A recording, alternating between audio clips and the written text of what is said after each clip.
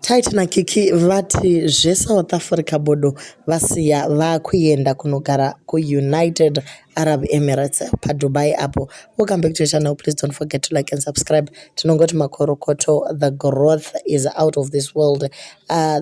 Same time last year mukomana anga achiri kuedza kusimuka, but 1 year later tinoona kubata kwaMwari ava pane imwe level.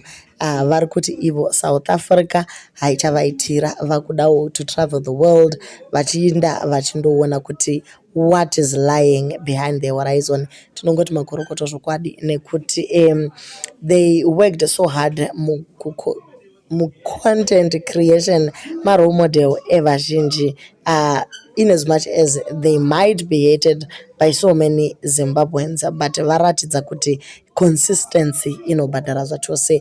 Tiri kungoti kuna Taita naKiki, the world awaits your victories, endai ikoko munoita Zimbabwe proud. There are so many netizens that also came in to comment. Panati wishing Taita and Kiki a safe and unforgettable journey as they take to the skies. May your flight be smooth, your adventures be thrilling, and your memories be treasured forever.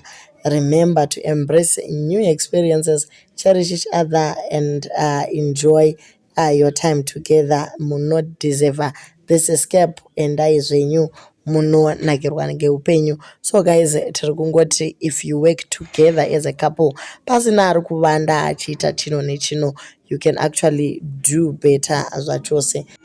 Tisarege kuramba tichisapotana senyika. Iyi nyaya yekuti munhu akaita chinhu chakanaka isu tinobva taiheta semaZimbabweans, tinofanira kusvika pakuzvirega vaita chinhu chakanaka.